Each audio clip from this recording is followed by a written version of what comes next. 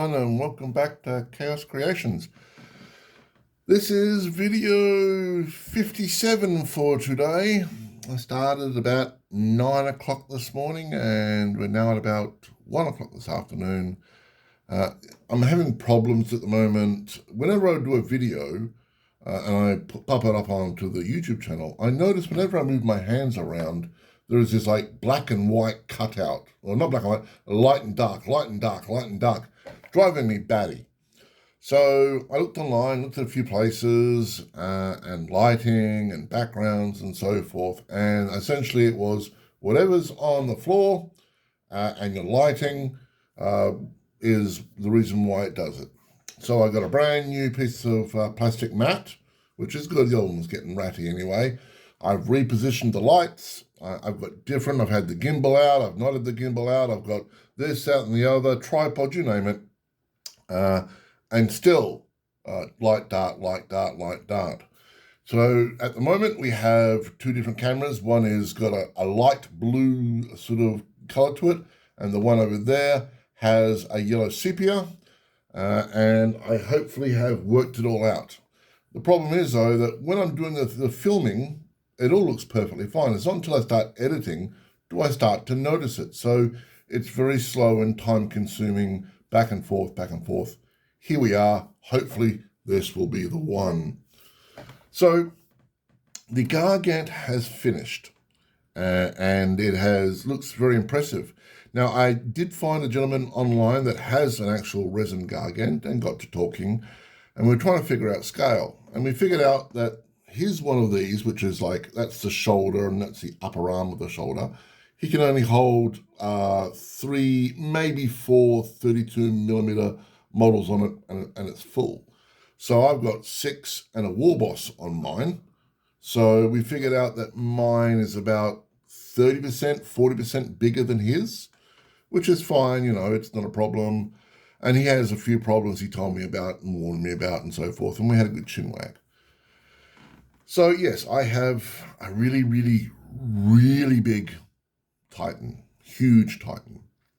So just remove that for the moment. Now the bottom bit here, it can't hold 32mm bases, but it can hold 25mm. So I can put some Gretchen in there, have the Gretchen with their gun sticking out, you know, going, "I'm gonna get you, boss." You know, and put 4 of those in there, maybe put a couple in the background if I've got spare and so forth, you know, just for a nice aesthetic appeal. This one here is also finished. The gun doesn't move up and down, but it does rotate around pretty easy. So I'm very, very happy with that. And it's got this little outhouse on the back there and so forth. Now, that's all the good news. The bad news is I ran into a problem with the guns. Now, the smaller one that I have, the guns just pop in, not a problem, and they just stay there. And you can just rotate them around, and it's a nice, snug fit, beautiful. So here's one of the guns. I mean, it's not the Mecha Claw because that thing's insanely huge, and it wouldn't fit on screen at the moment. So pop it on there, and it looks absolutely awesome. But as you can tell, it's loosey-goosey. And, you know, it'll just hold it there, and it'll just pop out. So I noticed it's got this band around here, so I thought maybe a rubber band and such. Spoke to the gentleman that has the resin one, and he said, no, don't use a rubber band. It's a stupid idea. They break crazily easily. You're going to have to use magnets, which is an obvious choice. So I went down to the road, looked at some magnets, got some washers and so forth.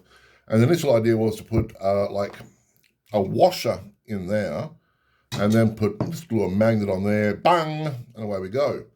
The only problem is that the washers I've got, the magnetism is good, but you know, this thing's quite heavy. So it's not going to stick really well. It's going to be like a half-bummed sort of in there, but if you tap it lightly, it's going to fall down. So obviously I need magnet on magnet action. So I've got some of these, and these are quite nice magnets. They're very thin, and you just sort of like pull them apart, not a problem, you know, and they're reasonably strong. I do have a thicker version and a bigger version which fits perfectly on that and perfectly in there.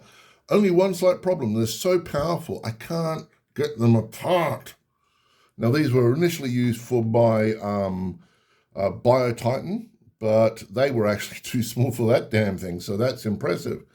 So, excuse me, what I've done is I've popped them in the freezer, and apparently if you get them really, really cold, they shrink a little bit, and then you can pop them off. And I'll give that a go, and if that works, great, and then I'll just glue them on.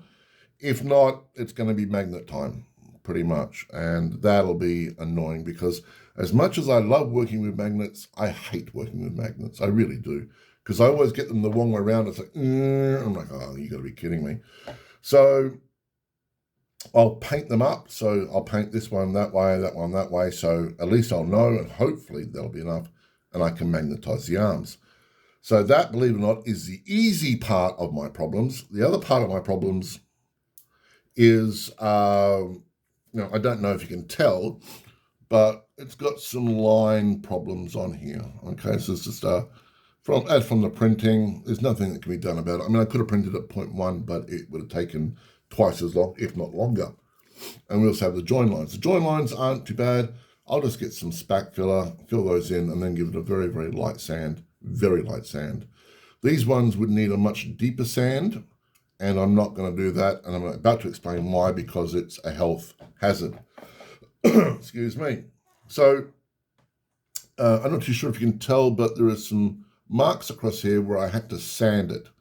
Now, when I sanded this, I sanded this part and this bit, and I just popped on a movie, sat down, just casually just sanding away. I had some 80 grit sandpaper. I just watched the movie, sand, no, sand, and then sure enough, bang, away we went. So I did that one and this one over here, and they're not glued in. They're held in there by force. They're not going anywhere. So I had that. Then I had some dinner, then watched a movie, and then started coughing really, really badly. My eyes puffed up, and I went, "That's not good."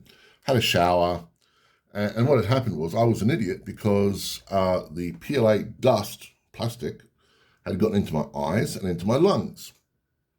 Now, if I had my old shop, that wouldn't have been a problem. If I had my old shop, none of this would be a problem. I could just set up an entire room with lights and tripods and so forth and just dedicate that to doing videos, much better. But if I had the old shop, I could have then put on a ventilating machine, and put on a breathing apparatus and goggles and, sanded the entire gargant. It would have taken me ages, but it would come up looking absolutely phenomenal, absolutely flawless. But I don't have that. So that's why I'm still coughing now. With this, apart from some of the lines, the rest of it is going to have to stay there. I can't afford to spend my lungs and my eyesight just to make a gargant look pretty. So I could do it outside in theory, but it would take forever almost. It would take months on end. And then also the fact is there's dust everywhere outside and such. I'm in a small place now. If I had like I said, if I had my warehouse, that's what I keep saying, that if I had my warehouse, if I had my shop, but I don't. And I've got to get over that. It really does. It does bug me, and it hurts me a lot that I don't, but here we are. So what I'm going to do is I will do the joins and sand them back, and that's it, nothing else. I just can't afford to. Also, I'm in a tiny room. I don't want to get PLA plastic dust into my brand new computer. That would be just a disaster. So I'm not having that either. But I will do the best I can and try to make it, look as awesome as I can with what I've got. With this in particular, this gun, I will put something in that barrel. I was actually thinking of like a little Gretchen or something with a broom, and then I thought I could actually put like a couple of chickens in there or something. The gun hasn't been fired in quite some time.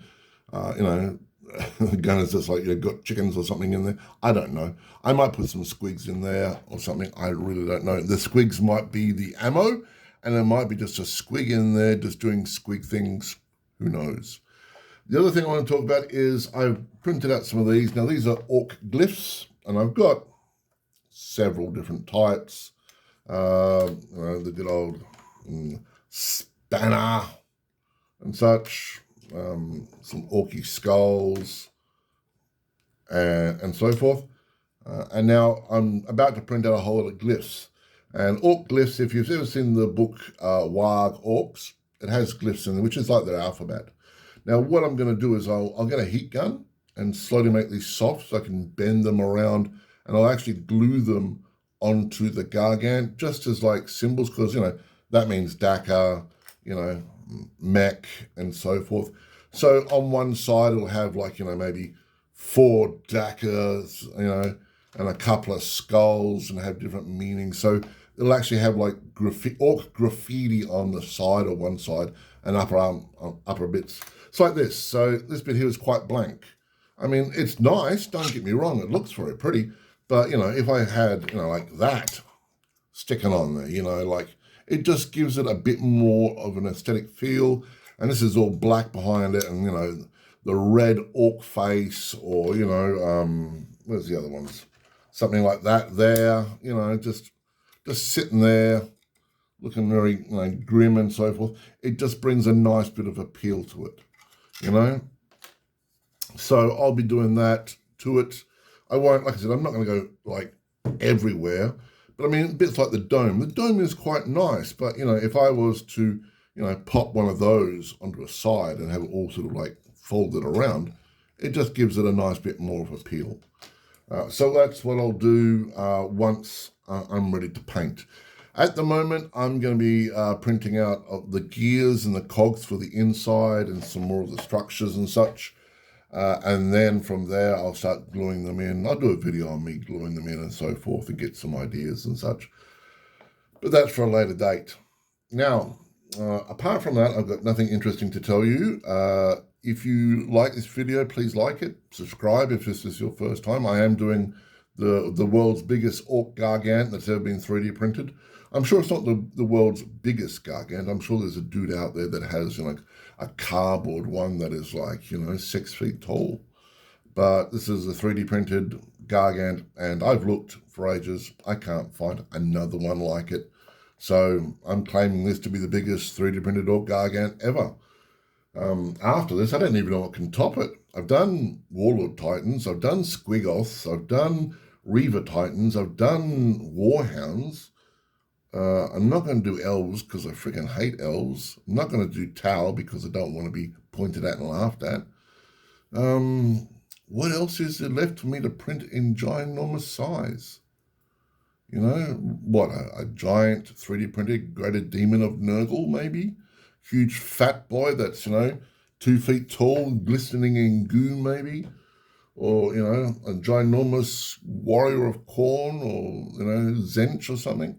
Nurgle wouldn't be too bad, I guess, as a giant monstrosity for 40k, you know, this big 2 foot tall Nurgle warrior. Blomp, there you go. That's my greater demon. It's a little oversized. Anyway, you all have a nice day. And remember, love the game, love life, Khaos out.